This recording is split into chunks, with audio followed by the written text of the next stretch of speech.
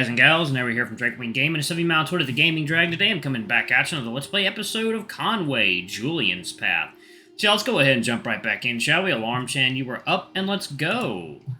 Alrighty, there we go. And here we are. Okay. He's tough.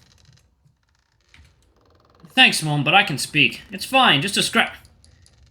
But you're you, Samuel, and you'd call losing both your legs just a scratch. Y'all, what is today? Okay, it's Saturday. Okay, and... Alright, all good. Okay. Just checking something, y'all. Bring back up Alarm Chan. There we go. Okay. Regia turns back to reply to you. He's tough. Not that tough. She emphasizes it and turns to Samuel for a brief tease before she continues on. But it'll take some time for him to fully recover. However, he'll be up and about before long, I'm sure. Is there anything I can do to help?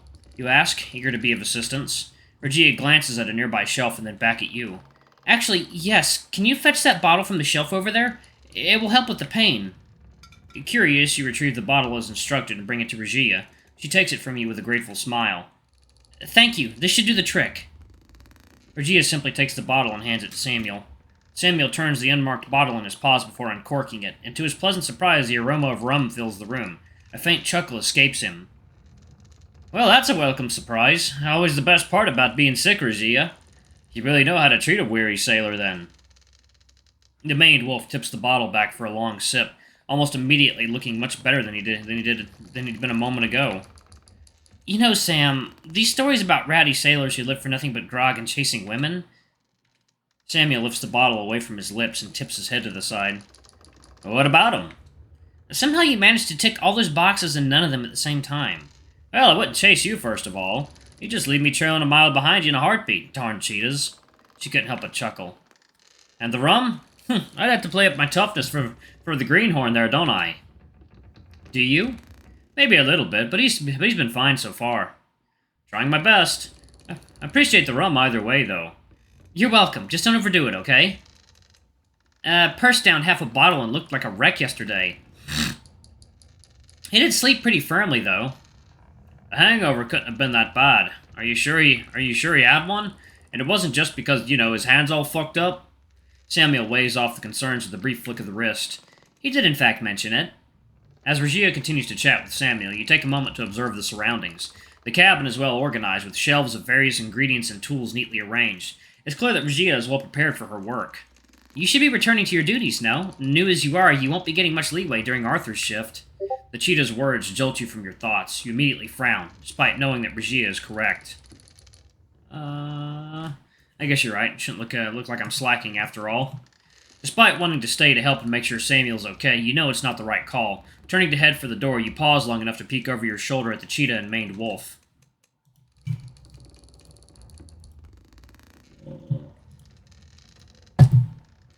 Just make sure he gets as much rest as he needs, alright? The cheetah nods and smiles politely. Of course, I know how to handle this one. He'll be forced to rest more than he thinks he needs. Samuel simply raises his bottle in a toast to no one. As long as you bring me more of these, I'll stay on my butt for as long as you need me to. You shake your head and laugh as you leave Regia's room, closing the door behind you as you head for the stairwell up to the deck.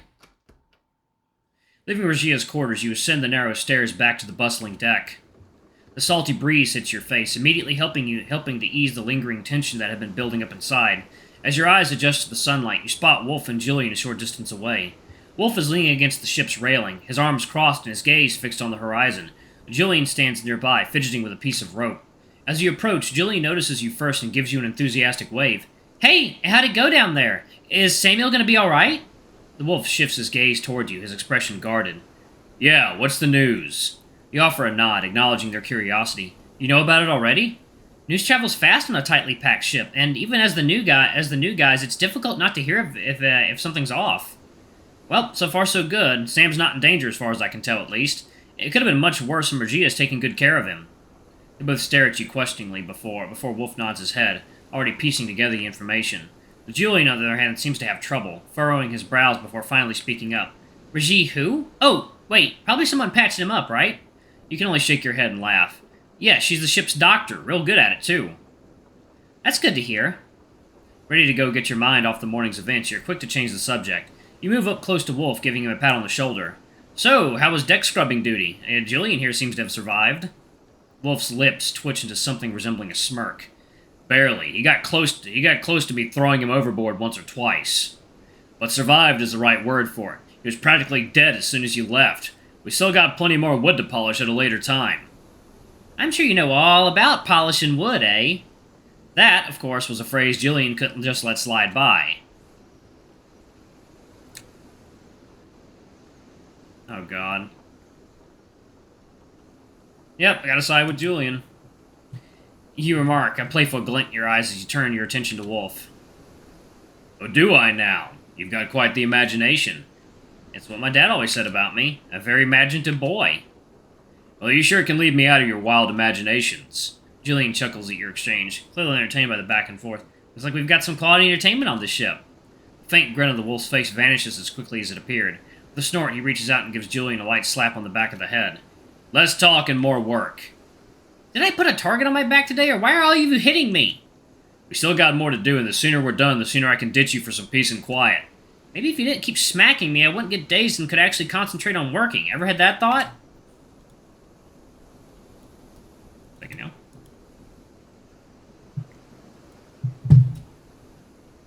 Before you can chime in on the lizard's lack of work ethic, Julian pipes up again.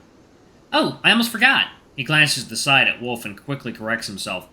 We almost forgot. Speaking of getting beaten up, Arthur came stomping out here, real grumpy and unpleasant. Thought he was going to throw me overboard, I swear. Ended up telling us to let you know to report to him at the helm the moment we saw you. Wolf only nods in agreement. Fun talk with the officer, huh? Someone's getting special treatment. Hopefully it won't be too special. It hasn't been the smoothest time with him for me so far. But in any case, thanks for the heads up. I guess I better just get it out of the way now, shouldn't I? Or jump overboard. Wolf's eyes soften and his lips twitch. His teasing almost appears like a threat.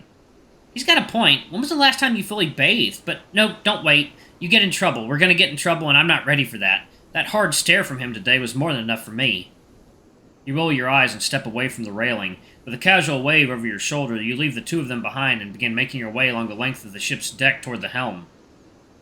The rhythmic creaking of the ship's structure beneath you and the distant sound of the waves crashing against the hull meld with the sounds of the various crew activities happening around you, a gentle reminder that ship life goes on regardless of your own personal story. It's a comforting thought, one that helps ease the nervousness building in your belly as you approach the helm.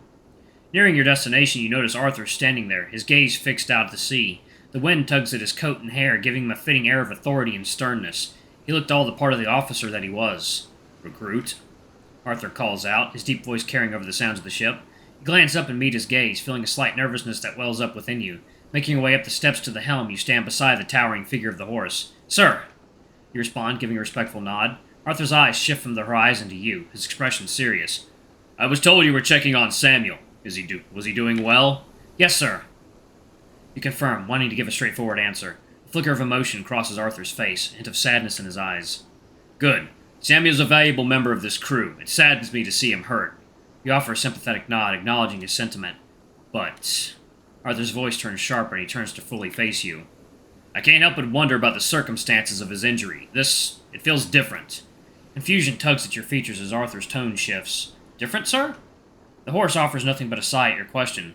Instead of answering, Arthur makes a motion for you to follow him, leading the way down from the helm and toward the edge of the ship, providing a modicum of privacy for the conversation. Different. He emphasizes after a quick check to make sure no other crew member was listening in.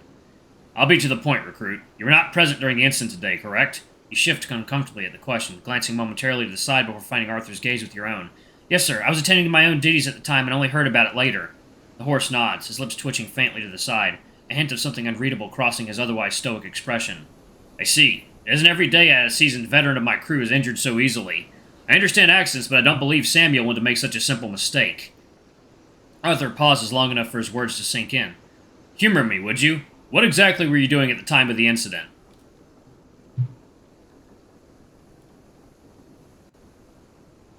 I was assisting the other recruits with scrubbing the deck, sir. Arthur's expression doesn't seem to change. He's silent for a moment of thought, stern gaze locked directly with yours. Of course, I assume Wolf and Julian will vouch for you. It's rather difficult to trust the word of those that haven't proven themselves yet, wouldn't you agree? They're new, but they're giving it their all. Julian and Wolf might be new, but they're giving it their all. I am too. They were working hard, and I believe they confirmed my presence there. Arthur's brow froze slightly, his suspicious demeanor intensifying momentarily. You have a lot of faith in them for someone who's only been here a day. That's true, sir, but trust has to start somewhere. You couldn't help but put emphasis on those last words as you meet the officer's gaze without flinching. Honestly, I'd prefer to keep my head down and do my part. If there's a misunderstanding, I'm more than happy to clear it up, sir. Have I done something wrong? The horse's gaze finally softens, eyes drifting away from your feline features and out toward the water. You've done nothing yet, recruit. I keep a tight ship and I make sure every angle is covered when an incident occurs. I'm just covering one of those angles now. Arthur gives you one last look, his eyes studying your demeanor as if trying to glean something deeper. It's a practiced gaze, one that hints at his experience in evaluating people. The certain atmosphere is broken by his next words. That's all for now. If I have more questions, I will find you. Now, I believe you have an assigned duty to return to. If not, return to Julian and Wolf and help them. I'm sure another set of hands would be appreciated. Regardless of the situation, I want you to know that I take the safety of this crew seriously. Arthur's voice carries a note of stern authority. Keep your focus on your duties and we won't have any issues. Now, get back to work. His words hang in the air for a moment, a weighty reminder of the expectations thrust upon you the moment you came aboard. As Arthur turns to return to his post, you're left with a swirling ache in the pit of your belly. With a sigh, you steel yourself to heed Arthur's advice and return to your duties, determined to keep your focus and prove your dedication. You turn away from your view of Arthur retaking his spot at the helm and head back across deck.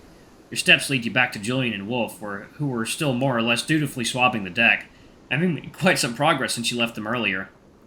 You walk past them to grab your holy stone before you join up with them. Yo, made it back? Just in time for the ship's bell to signal the end of the morning shift. Of course, you've got impeccable timing.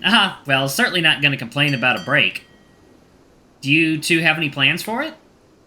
Staying as far away from you as possible. Does that count as a plan? So you're just going to stay on at the head all day and watch the others take a dump? Gladly, if these are my two only options. We didn't have to help with the tack right now, did we? Because of the damage? Julian leans against the shroud at the side of the ship, holding on to one of the rat lines that run across horizontally. Second, Neil. Water time. Crack one open. There we go.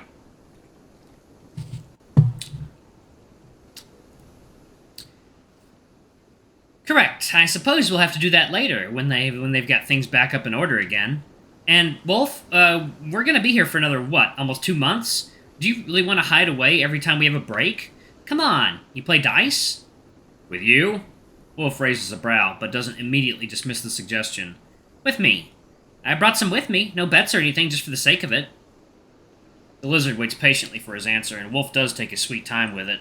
He takes the holy stones from you and Julian, placing them neatly in the bucket before he hauls it off to a safe place to the side and ties it securely. You know what, lizard? Fuck it, maybe you have a point. I haven't had a good game in a long while, and I think I could use some. Count me in. Julian balls a fist in celebration and points at you to see if you're in as well. What do you want to do? Yeah, join them. You consider your options for a moment or two, but figure that Samuel would probably just like a bit of peace and quiet for his recovery right now. Sure, I'm in. Once more, Julian's fist of joy appears, overjoyed that he manages to convince not just one, but both of you. The three of you head for the stairs, past members of the other half of the crew who are preparing to take over. With half the crew busy, it's easier to find a table than during dinner time. You three secure one that's held aloft by ropes to counteract the sway of the ship, the surface of which is rather crudely finished wood. Alright, y'all, I'm actually going to pause it right there. Thank y'all so much for watching. Don't forget to like, comment, subscribe, ring that notification bell, and check out our Patreon if you can. It always helps. Thank y'all, thank our bronze tier patrons so much. Thank y'all for everything you've done. We did greatly appreciate it. Thanks to our silver tier patron, Cade Silverman. Thank you for going a bit above and beyond. It's greatly appreciated. And thanks to our 3 gold tier patrons, Zeke, Toby, and God, I hope I am getting this right, Blue Wolf Alpha 69. Nice. Alright, but thank y'all so much for watching. Don't forget to like, comment, subscribe, ring that notification bell. I love you all, and I'll see y'all in the next video. Bye-bye.